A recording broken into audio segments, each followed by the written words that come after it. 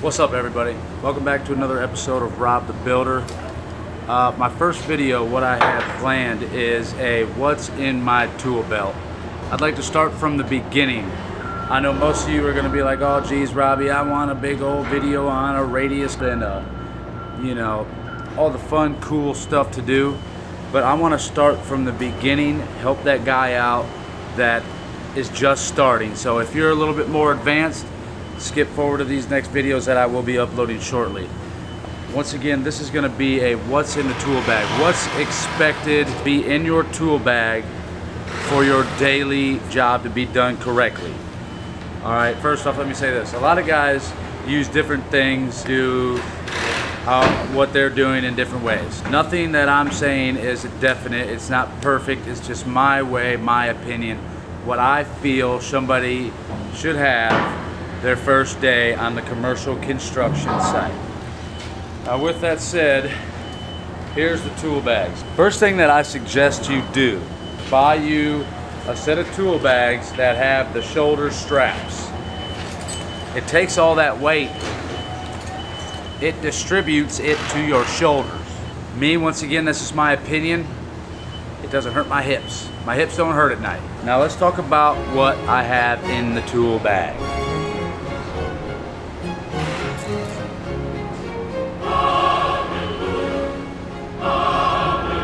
What we got in the tool bag, first and foremost, for a metal stud framer, should have a pair of snips, a good pair of snips.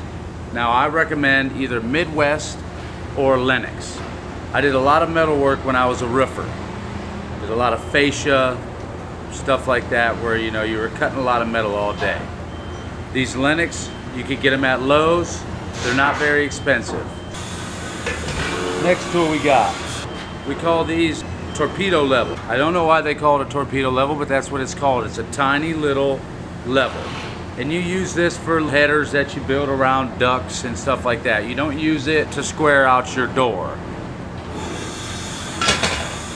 Next tool, pair of Kleins. Use this for all kinds of stuff. Yanking that stuff, bending stuff, cutting wire that's in your way. All kinds of reasons, rather, why we have a pair of Kleins.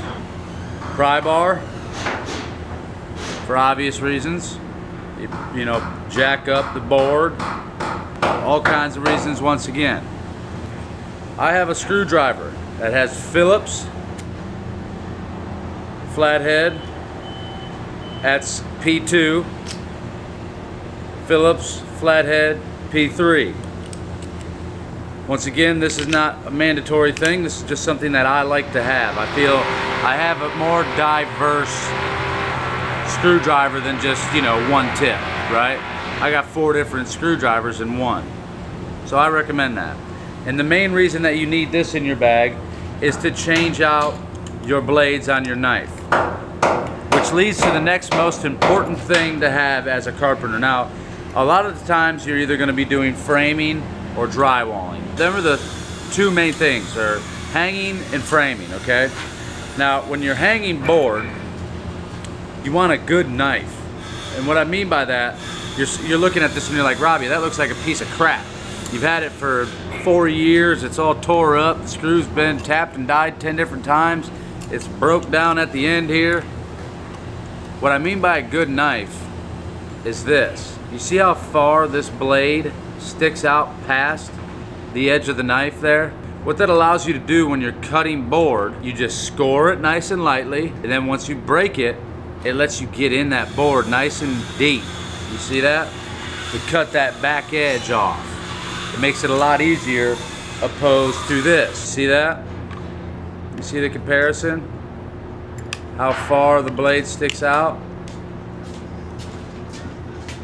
Which leads to the reason why I have 2 knives. This knife is for cutting board. Why I do that? My sharp point lasts longer if I use this one knife solely for hanging drywall.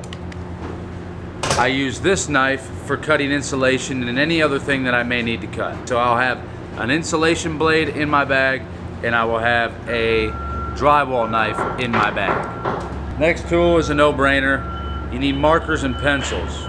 I don't really need to talk on that too much. Tiny little clamp. This isn't a mandatory, but I feel it's a must. What you use this for is clamping your tape to your track when you're pulling layout. This is an important little tool, very inexpensive, $1 at Home Depot, Lowe's, really anywhere you go. You're gonna get these for $1. If you're just doing framing, then you only need maybe 2, if that. If you get into doing grid and stuff, you'll want a bunch of them. But for just your typical, this is your first day we're talking about. Now also, you don't need all these things your first day per se, but if you come with all these things your first day, you're gonna get an immediate respect from other carpenters because you look like you know what you're doing because you have the tools necessary to do your job correctly, faster, what have you. An extension, I always keep a 6-inch extension. I got 1/4 inch hex head all the way up to 3/8 in my pouch at all times. 1/4 inch, 5/16, 3/8. The 3 bits that I find are mandatory to have in a carpenter's tool bag.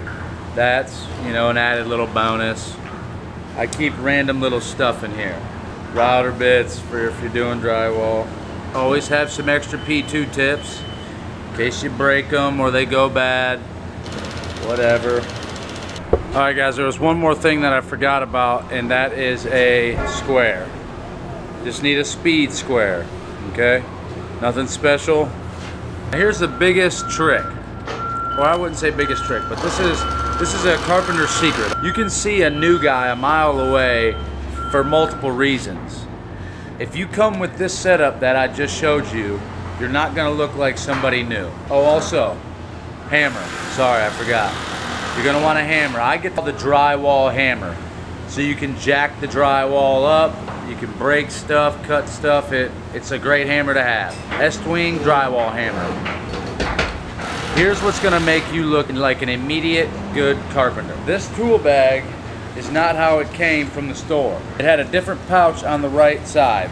This side is my right side. What this is an electrician's pouch. Now the reason we use this as carpenters is it has multiple pockets that hold all these tools that I just talked about in a very organized way. Now this one you can get, and also, you know, it keeps you get some tape on there. In case you cut yourself, throw a little bit of drywall dust on there, tape it up, good to go. I buy this one because it has this extra little pouch where I can keep the bits, my extension, stuff like that, the hex heads. A lot of guys, oh, I keep this too in my tool bag, just in case. I always have a little wrench. You get this at Lowe's along with your whole bag. I get a different clip just because I don't like the clip that comes on this tool bag. Take off the original pouch, put on this electrician's pouch. Put all those tools in it that I just talked about, and you'll look like you'll know what you're doing, okay? That's gonna get you an immediate amount of respect. Now from there, you gotta, you know, earn. You're not gonna walk in to the commercial construction field looking like you have no idea what you're doing. My goal is to upload consistently from here on out. This is my first video, what's in my tool bag, so that the guy that's just starting out, he's about to come, he's about to work, what do I need? That's for him. Alright guys, so if you didn't need that video and you watched it till now, I appreciate it. Thank you for the support. But for that guy that needed to know this, I hope that I helped you and gave you a couple little tricks of the trade, and that you feel a little bit more comfortable on what tools you need to have to start your work day. Alright guys, and that's another one. Rob the Builder. Till we meet again guys, build on. Alright guys, what's up? So I forgot one of the most important tools there may be for a carpenter to have in his tool bags while doing framing. Now in my defense, I was doing shaft wall the day that I recorded 90% of this video. Okay, and as you get into the field, see that there's a lot of expectations a union carpenter or commercial carpenter has. So with that said, you have your bags set up accordingly. Okay, for instance, I'm doing drywall. I take out a lot of framing tools and then replace them with drywall tools. and vice versa with grid and other stuff that we do. It's just kind of how we do it. But what I was trying to explain is for framing. So one of the main tools for a commercial construction framer is clamps. You need yourself a good couple pairs of clamps. I would suggest at least 2 of the small ones and at least 1 of the big ones. That is a mandatory thing to have. Cannot show up to the job site without clamps. 100% need them. Okay, another thing, you know, when I started this channel, I did not account for how tough editing this film really is, okay, and how important.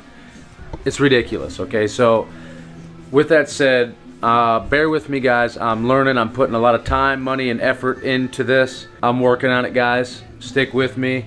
Give me some time. You know I'll get there.